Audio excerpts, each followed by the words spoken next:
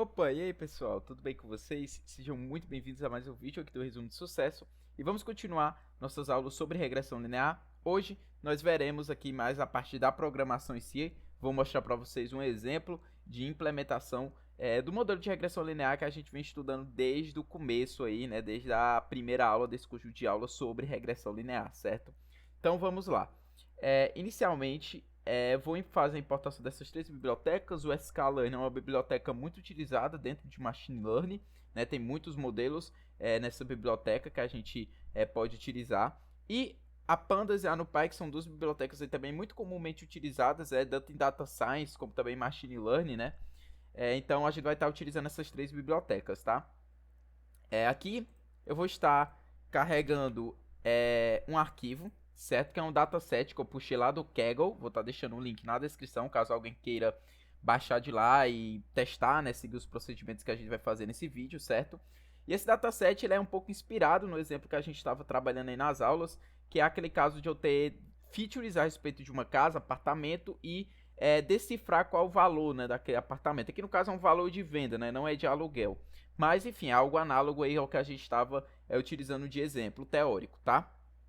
E aí, a gente tem aqui o encode, né? Eu estou dizendo que eu vou utilizar como codificação aqui o lat1, o decimal vírgula, esse parâmetro é para ele fazer a troca, né? Onde ele conseguir identificar que são números do tipo float, né? Ele vai trocar a vírgula, que pode vir por um ponto, né? Já vai fazer essa troca para a gente, que já agiliza a nossa questão do pré-processamento. E o CEP eu estou definindo qual o separador do meu CSV, que nesse caso é uma vírgula, tá? Bem, aqui eu vou carregar, vocês podem ver aqui as variáveis que eu tenho, né? A cidade, a área, que seria mais ou menos o tamanho, né? Da casa, né? Quantidade de quartos, banheiro, quantidade de espaço de garagem, andares, se aceita ou não animal, entre outras variáveis, tá? No entanto, eu dou um drop aqui, tá? Eu vou dropar todas as variáveis categóricas e essas variáveis de preço, tá? Porque, basicamente, nessa lógica desse dataset, pelo que eu percebi, é que eu somando o valor de cada coluna dessa em reais, eu dou o valor total, certo? Então, isso poderia ajudar o meu modelo, de certa forma, a já decifrar o valor, só que eu também assumo que essas variáveis aqui, elas também são variáveis que eu vou querer descobrir, porque elas estão relacionadas com o preço, né? Então, também dou um drop nelas, porque elas não faz sentido eu incluir elas, certo? Porque elas já estão por trás da lógica do preço, certo? Senão eu estaria dando já de bandeja para o meu modelo, né, a resposta e tal, e ele não seria algo muito eficiente, né? Enfim, não faria sentido, certo? Então, eu dou drop nessas colunas, tá? E a gente só vai ficar com a área, quartos, banheiro, quantidade de garagem, né, de espaços para estacionamento, a quantidade de andares, né, e o valor total, que é o que a gente quer descobrir, certo? Bem, uma coisa aqui para levar em conta é que aqui em floor, né, que é a quantidade, a gente vê que tem um traço aqui, né?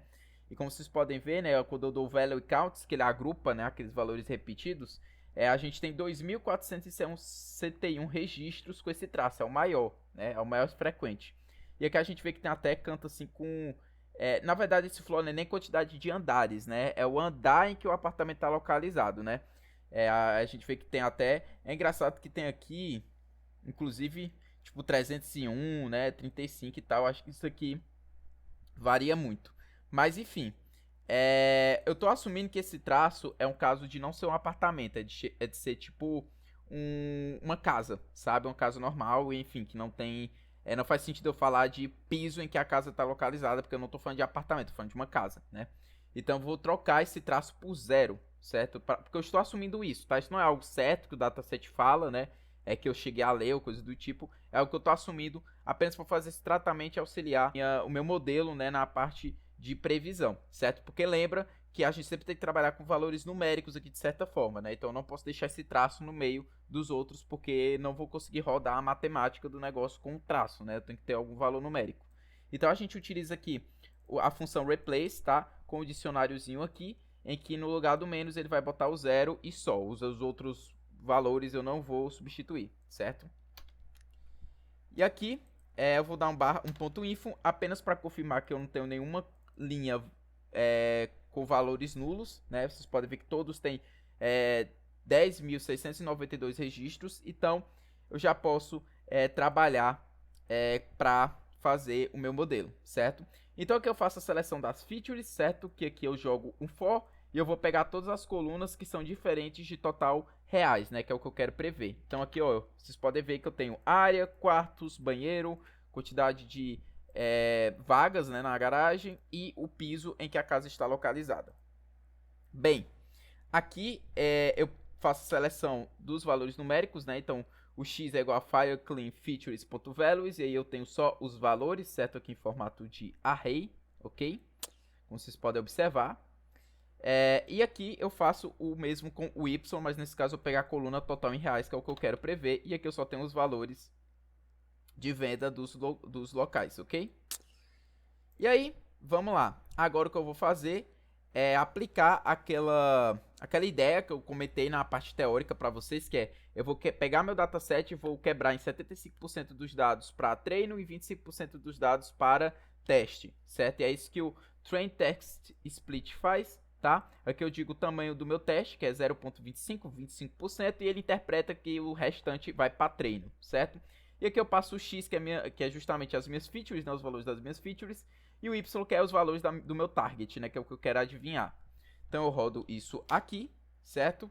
Se vocês testarem, ó, se eu botar class test shape, ele vai dar um valor de 2.673, né? Ou seja, eu tenho essa quantidade na minha base de teste, né, que equivale a essa 25% lá do valor total que a gente já viu, tá? Se eu botar o o predictors test, né, vocês vão ver que eu tenho a mesma quantidade de registros, né? No caso eu vou ter 5 colunas porque eu tenho 5 features, certo? Se eu botar o predictor train, eu vou ter 8.019, que é o restante, né? São 75% dos dados. E se eu botar o class train, eu vou ter o mesmo resultado, certo? 8.019 registros, ok?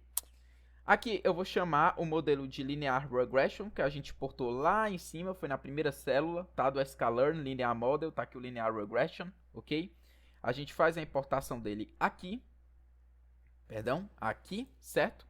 Então, a gente faz a importação dele ali e aqui a gente cria um modelo, certo? Que vai estar armazenado nessa variável regressor, ok? Bom, aqui a gente bota regressor.fit, que é para ele realizar o treino, né? E aí a gente passa as features de treino, que está em predictor train, e a target de treino, que é o class train, certo? A gente roda isso aqui, pronto, ele já fez o treinamento do modelo. E o mais interessante é que nesse caso do sklearn, eu posso ver quais foram aqueles valores de beta que ele chegou, né? Então se eu der o ponto intercept, ele vai me retornar o valor do beta 0, e se eu botar o coef, ele vai me retornar todos os outros, né? Que seria o beta 1, beta 2, beta 3, beta 4 e beta 5. E percebam, né? A quantidade de betas é igual ao número de features que eu tenho. Eu tenho 5 features, eu tenho 5 betas mais o beta 0, que é aquele tempo que nunca vem acompanhando uma feature, certo? E aí eu tenho ao todo 6 coeficientes, conforme a gente viu na teoria, e tá aqui o valor de cada um deles, né? E agora a gente vai fazer o procedimento que é o quê? Beleza, realizei o treino, eu quero agora avaliar a performance do meu modelo, né? E é isso eu vou utilizar a parte de teste, certo? Então a gente vai usar o regressor.predict, vou botar os predictors test e aí ele vai me fazer as previsões, certo? E aqui ele preveu os valores. Se eu chamar meu class test, que são justamente as respostas, eu vou poder fazer um comparativo, né? Se eu observar aqui, ó, por exemplo, aqui tem 910, né? Que a resposta seria 910, o modelo forneceu 2.832, né? Errou muito. Agora aqui a resposta correta era 4.500, ele botou 5.000.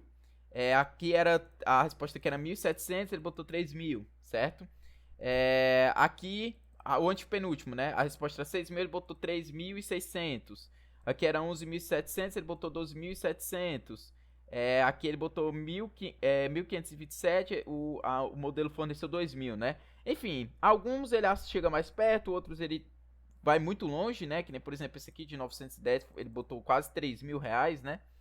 Enfim, varia aí, né? Ele não tá um modelo muito bacana, né? Assim, se a gente for olhando bem por cima, né? Mas uma outra forma que a gente pode avaliar é utilizando as métricas, tá? E aí existem vários tipos de eu verificar isso, né? Não é a questão desse vídeo, né? Mas mostrar em relação ao modelo de regressão linear. Mas eu vou utilizar o mean absolute error, é um pouco diferente do mean squared error que a gente estava vendo, mas a única diferença é que, em vez de eu fazer pegar as diferenças, né, elevado ao quadrado, e depois fazer a média disso, eu vou pegar as diferenças entre o valor real e o valor previsto, vou botar em valor absoluto isso e depois vou somar tudo e fazer a média, certo? Essa é a única coisa, né? Que eu não tenho o quadrado ali elevado para cada diferença que eu faço entre o valor real e a previsão, né? Então, a gente fazendo isso aqui, eu chamo aqui o meu absolute erro, eu chamo previsões e classe teste para ele justamente fazer esse processo, né? Ele vai pegar cada valor respectivo, subtrair e tal, e no final fazer a média, etc. Eu obtenho 2.318 aproximadamente. Isso quer dizer que o meu modelo ele está em média errando 2.318 para mais ou 2.318 para menos, certo? Tá nessa faixa, ok? E aí a gente pode ver, dessa forma, avaliar se o modelo tá bacana ou não, certo? Outra coisa que eu posso ver também aqui é chamar a média das previsões, né? E aí eu vejo que dá uma média de 5.428, né? Pelo que ele preveu. E aí a realidade, se eu chamar a média, dá 5.229. A gente vê que também não tá algo muito distante, né? Claro que 2.000 a gente pode pensar que é algo bem grande, né? R$ 2.000 aí de intervalo, né? Que tá acertando para mais ou para menos, né? Mas enfim, essa é apenas uma avaliação inicial, né? Eu botei aqui o modelo mais simples possível. Eu poderia testar outras versões de regressão linear. Eu poderia também trabalhar aqui em relação ao meu pré-processamento, né? Porque, por exemplo, essa variável floor, eu não tenho muita certeza a respeito da regra de negócio por trás dela, né? A lógica que está por trás dela. Porque, por exemplo, aqui esse traço, eu não tenho certeza do significado dele. Eu não sei se foi uma informação que apenas não tinha ali registrado. Eles botaram o traço para poder não perder o registro, né? Ou se realmente é o que eu pensei, né? O traço se refere a casas, né? Que, enfim, não faz sentido eu falar o piso em que a pessoa mora.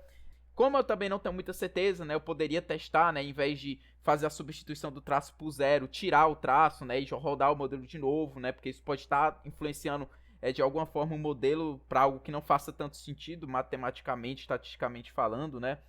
Tem a questão também que aqui eu não incluí as variáveis categóricas, né? Porque eu ia ter que mexer com coisas que não tá tanto dentro do escopo aqui que a gente está tratando, certo? Então, por exemplo, essa questão do animal, né, e da cidade e tal, pode também influenciar muito no preço, né? Eu acabei não considerando isso, por exemplo, né?